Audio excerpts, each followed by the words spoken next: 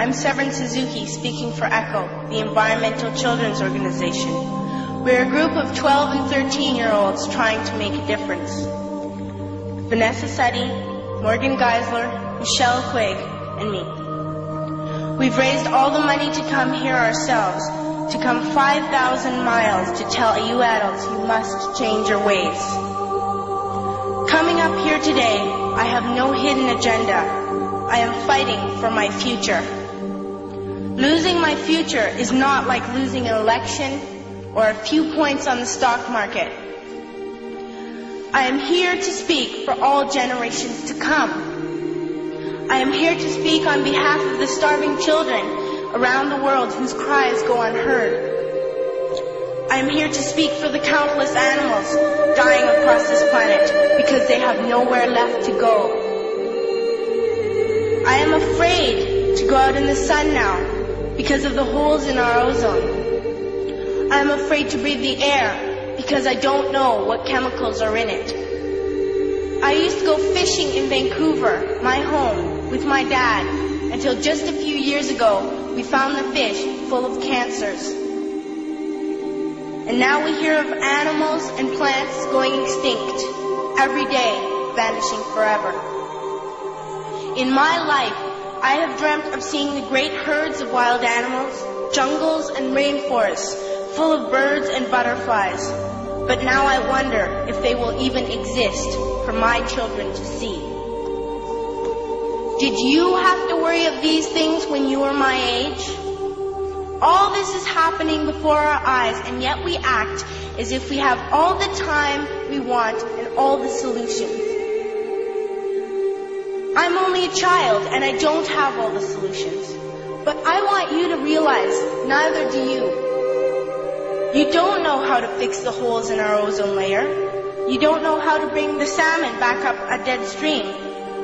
You don't know how to bring back an animal now extinct. And you can't bring back the forest that once grew where there is now a desert. If you don't know how to fix it, please stop breaking it. Here, you may be delegates of your government, business people, organizers, reporters, or politicians, but really, your mothers and fathers, sisters and brothers, aunts and uncles, and all of you are someone's child. I'm only a child, yet I know we are all part of a family, 5 billion strong, in fact, 30 million species strong. And borders and governments will never change that.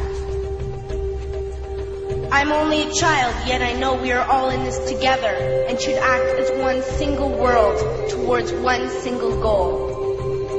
In my anger, I am not blind, and in my fear, I am not afraid of telling the world how I feel. In my country, we make so much waste. We buy and throw away, and yet northern countries will not share with the needy. Even when we have more than enough, we are afraid to share.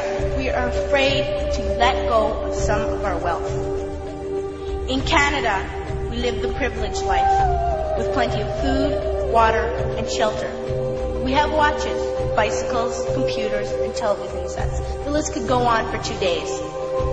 2 days ago, here in Brazil, we were shocked when we spent time with some children living on the streets. This is what one child told us. I wish I was rich. And if I were, I would give all the street children food, clothes, medicines, shelter, and love and affection. If a child on the streets who has nothing is willing to share, why are we who have everything still so greedy?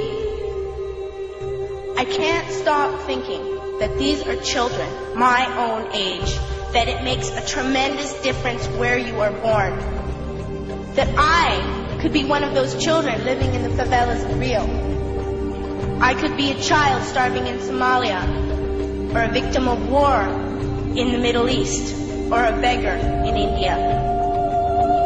I am only a child, yet I know if all the money spent on war was spent on finding environmental answers, ending poverty, and finding treaties, what a wonderful place this earth would be.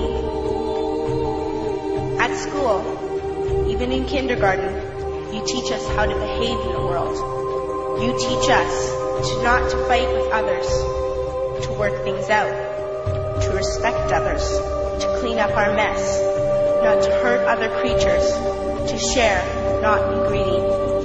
Then why do you go out and do the things you tell us not to do? Do not forget why you are attending these conferences, who you're doing this for. We are your own children. You are deciding what kind of world we are growing up in. Parents should be able to comfort their children by saying, everything's going to be all right. It's not the end of the world, and we're doing the best we can. But I don't think you can say that to us anymore. Are we even on your list of priorities? My dad always says, you are what you do, not what you say. Well, what you do makes me cry at night. You grown-ups say you love us, but I challenge you, please, make your actions reflect your words. Thank you.